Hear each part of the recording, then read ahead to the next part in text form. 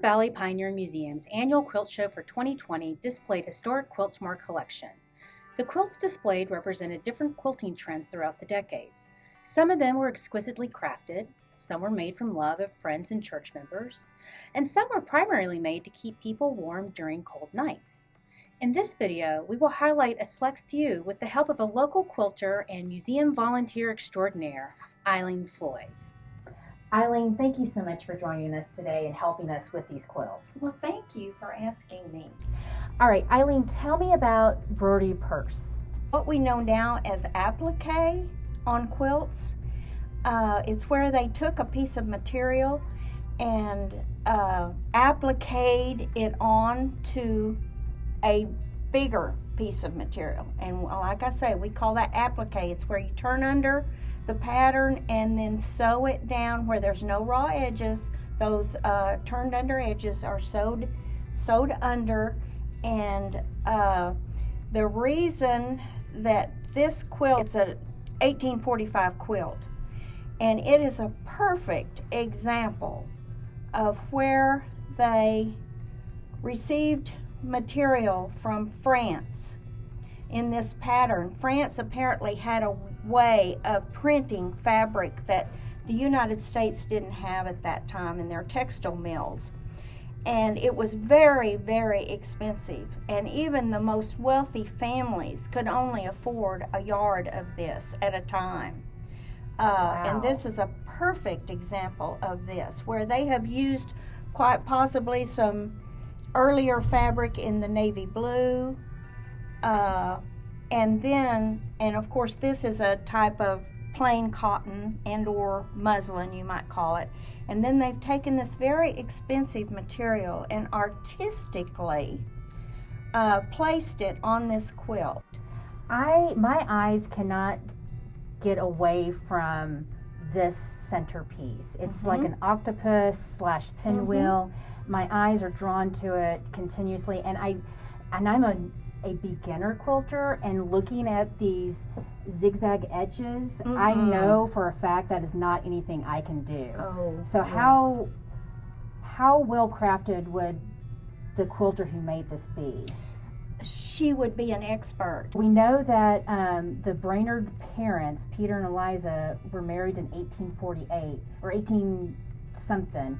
Peter came to America in 1848, and so that predates 1845. Predates before he gets here. So I think it came from Ireland. It very well could have. Very well could have. Very early.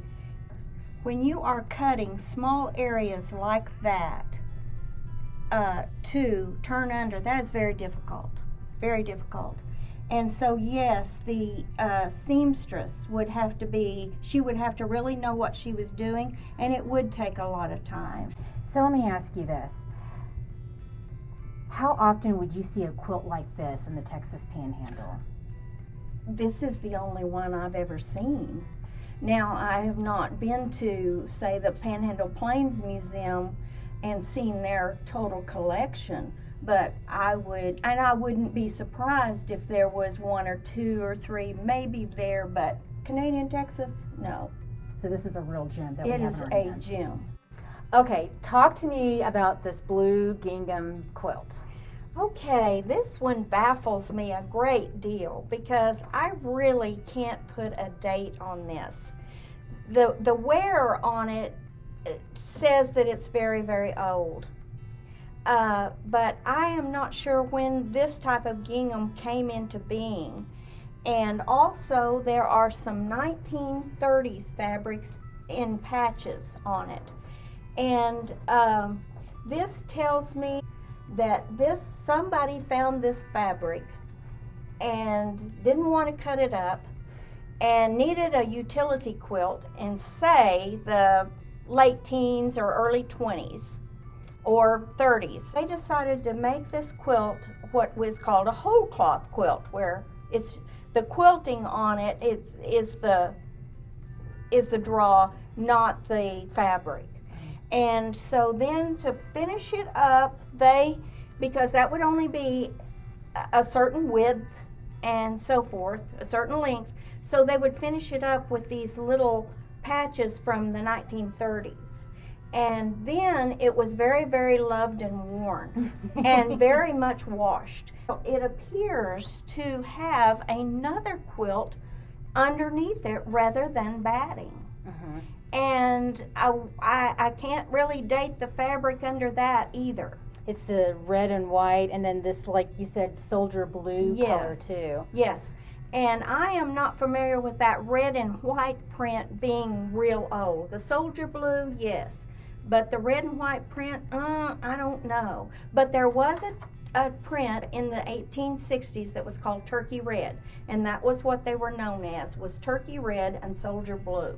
Now that could be an old quilt that old inside, but I just don't know. Another thing about quilts is what I've read in history is that they have not found a single bias quilt binding until after 1920. And tell me why that is. That is because we think the 20s and 30s they started scalloping the edges of the quilt.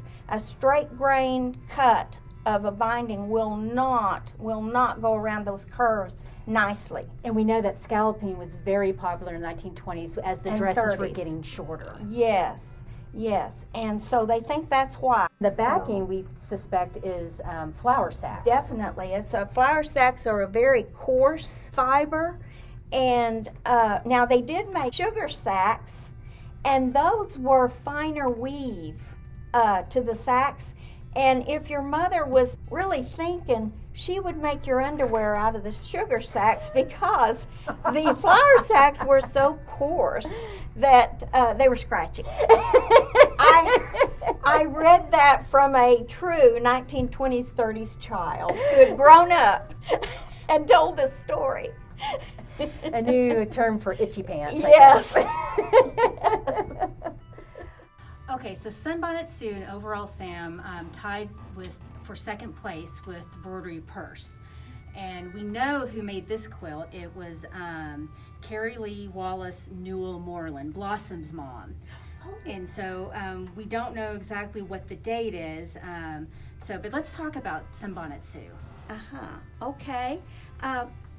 I believe that Sunbonnet Sue, the pattern actually was adapted from children's book by Bertha Corbett Melcher.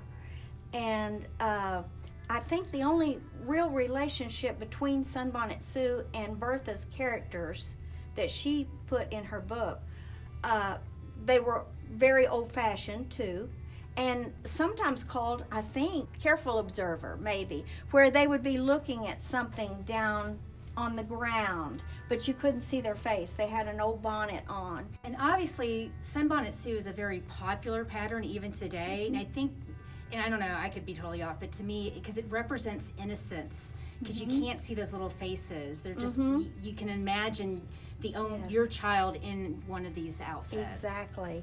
And another thing that I believe, besides the pattern that endears this type of quilt to people, are the colors. And those became available to America after World War I. We got the colors that were in quilts prior to World War I were more, again, utilitarian, the navy blues, the turkey reds, the soldier blues, shirtings type materials. And from what I have understood was that we received the recipes for these colors in fabric as one of the spoils of war from the Germans in 1917 to 19. And these came out about 1924. They were able to take these recipes and turn them into fabrics from America. So that was a particular interesting information. I read somewhere where somebody said that these colors became popular in the 30s because it was a depression and they were happy colors and people wanted to be happy. No, that's not the reason. They became available to us in 1924, and I'm not saying they didn't make people happy, but that wasn't the reason. The depression wasn't the reason for it. But We still love these colors and these quilts today. What really draws to me with Bonnet Sue and overall Sam is the simplicity that it appears to be. Yes. You know, you have, you know, kind of triangles, you know, soft edges, Mm-hmm. and then the actual stitching it's very innocent and Yes. and it draws a personal Primitive connection and primitive. organic. Yeah. And another thing, I'm glad you brought that up, because most of these quilts, here they were, these happy pastels, more or less, but in the world of color, you need to have some black in the world of pastels to anchor the piece. So that's why they did the stitching in black, and then they even added this as a bit of relief to the pastels. The polka dot. The polka dot with the black in it. Now you wouldn't want to use a whole lot of black, but they did, and just like I say, I think to anchor it. And most of the quilts are done with the black. That's interesting. The double wedding ring quilt was our visitor's favorite quilt of this quilt show. And again, a very popular pattern still today, the double wedding ring.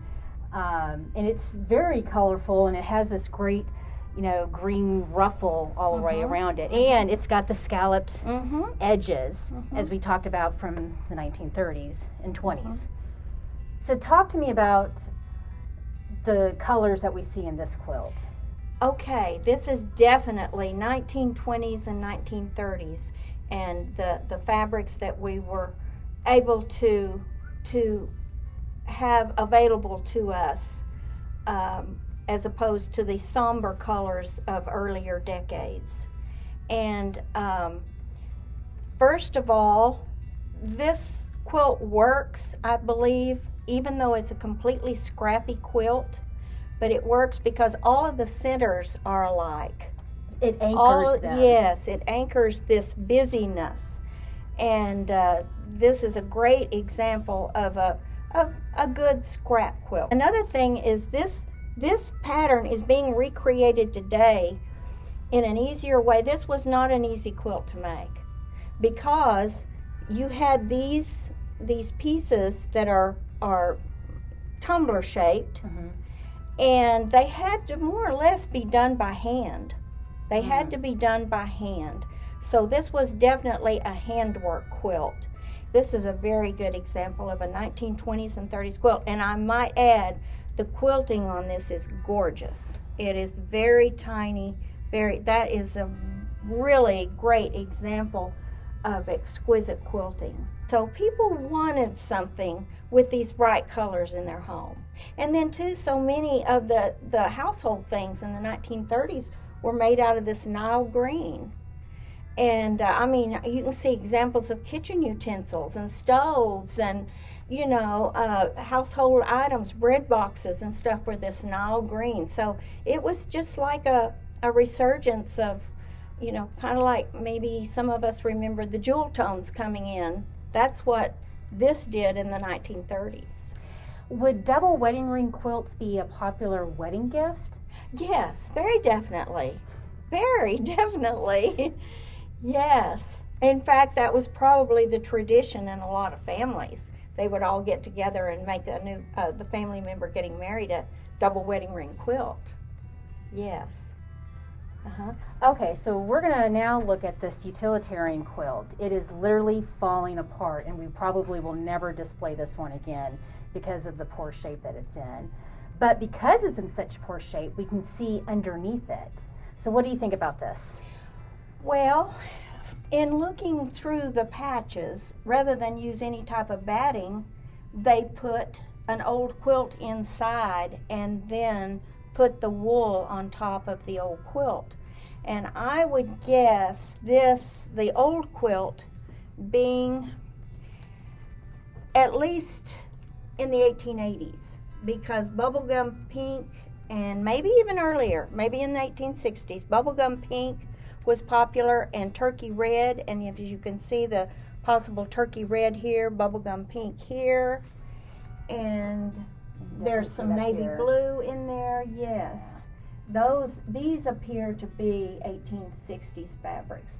This one with the print, they had a little small print, and they were more on the dark side, the ombre side, I guess I would say, at that time. And they have taken this quilt and used it for batting, this old quilt, and put wool on top. And the wool appears to be very organic, and by that I mean somewhat crude and probably scratchy and so forth. Backing also, now that appears to me to be somewhat men's trousers. So this was definitely utilitarian. They took what they had. Here's some old jeans. They have pieced this one rectangular piece in here. But I feel like there's some men's trousers in this. It's kind of almost a canvasy type, or a cotton duck, I think is what we kind of call it nowadays. And very utilitarian. And so they took this old quilt, and it might possibly have originated somewhat, at least the second version of this quilt, the wool and the backing out of the trousers, was quite possibly done at around the turn of the century. You know, might have been used in a wagon coming to town to get supplies. That's what I would guess this quilt.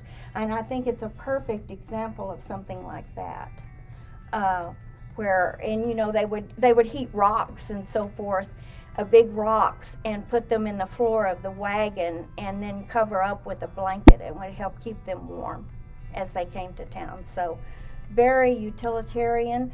It has been used, but I believe most of the wear is because it is deteriorating. And I think for me, this is one of my favorite quilts. And it's not because it's pretty or, you know, the way it's designed, but to know that this was used possibly in that fashion with some of our early pioneers. It's fascinating to me. Exactly. I'm thrilled that someone thought enough of that to bring it to the museum. Absolutely, absolutely. Ilene, I want to thank you so much today. I've learned so much more about these quilts in our collection, and I hope our visitors have also learned a lot too. Well, thank you. You just asked me to come and talk about one of my favorite subjects, and so I'm no expert by any means, but I have done a lot of reading, and at least told you what I know, which is a tip of the iceberg, I'm sure. Thanks, Ilene.